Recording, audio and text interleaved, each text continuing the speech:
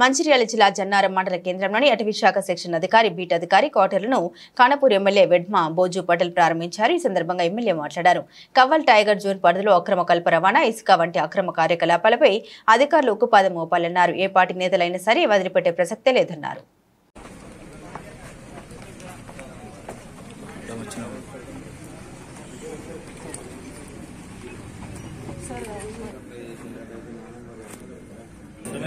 కొంచెం వెనక జరిగా నేను పంపుతాను. నాకు వీడియో పంపుతా తీస్తావా?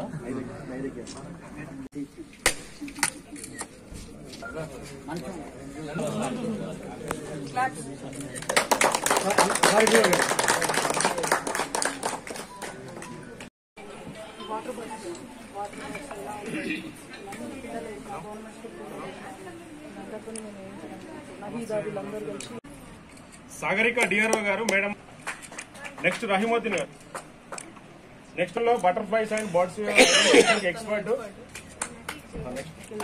అశోక్ ఇనాగ్రేట్ చేయడం అనేది జరిగింది. వాస్తవంగా ఈరోజు కుండ సురగే గారిని కూడా నేను ఆహ్వానించడం అనేది జరిగింది. సరే, వారు అనివార్య కారణాల లెక్క వాళ్ళు రాలేకపోయారు, కానీ తప్పకుండా వితిన్ 1 వీక్స్ లోపల వాళ్ళు పారిటిస్తామని ఈరోజు నిన్ననే నాతో మాట్లాడడం అనేది జరిగింది. తప్పకుండా త్వరలోనే కుండ సురేష్ గారు కూడా వచ్చేసి టైగర్ జోన్ రిజర్వ్ ఫారెస్ట్లో ఉన్నటువంటి ఏదైతే అందమైన అడుగులు ఉన్నాయో అవన్నీ కూడా పర్యవేక్షణ చేస్తామని చెప్పడం అనేది జరిగింది. ముఖ్యంగా ఫారెస్ట్లో అనేక రకాల సమస్యలను టైగర్ జోన్ ఏర్పడిన తర్వాత అక్కడ ఉన్నటువంటి సమస్యలను ఏ రకంగా అధిగమిద్దామనే ఆలోచనతో మరి అటవీ శాఖ మంత్రి వాళ్ళు మన కొండ సురేఖ మేడం గారు, అదేవిధంగా సీతక్క గారు స్వయంగా సమావేశాన్ని ఏర్పాటు చేసుకొని సమస్యల మీద ప్రత్యేకించి మాట్లాడడం అనేది జరిగింది.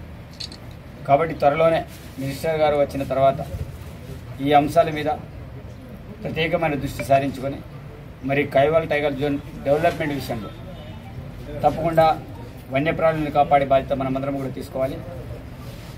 చెట్లను కూడా కాపాడే బాధ్యత మనమందరం కూడా తీసుకోవాలి. ఎందుకంటే అడవి నిర్మూలన కావడం వల్ల అనేక రకాల వాతావరణంలో మార్పులు జరుగుతున్నాయి. కాబట్టి ప్రతి ఒక్కరు కూడా చెట్టులు నాటే కార్యక్రమం కావచ్చు, ప్రతి ఒక్కరు కూడా జంతువులు పరిరక్షించే కార్యక్రమం కావచ్చు. ధర్మో రక్షితి రక్షిత అని మనం మాట్లాడతాం, ధర్మం గురించి మనం మాట్లాడతాం.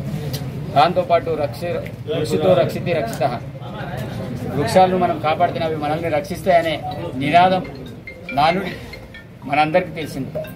కాబట్టి చాలామంది ఫారెస్ట్ విషయం వచ్చేసరికి ఫారెస్ట్ బీట్ ఆఫీసర్ల మీదనో సెక్షన్ ఆఫీసుల మీదనో వాళ్ళందరి మీద కూడా ఆరోపణలు చేస్తున్నారు. ఇలా చేస్తున్నారు, అలా చేస్తున్నారు అనేది. కానీ వాళ్ళు చేసేటువంటి సర్వీస్ భవిష్యత్ తరాల కోసం, మనందరి కోసం.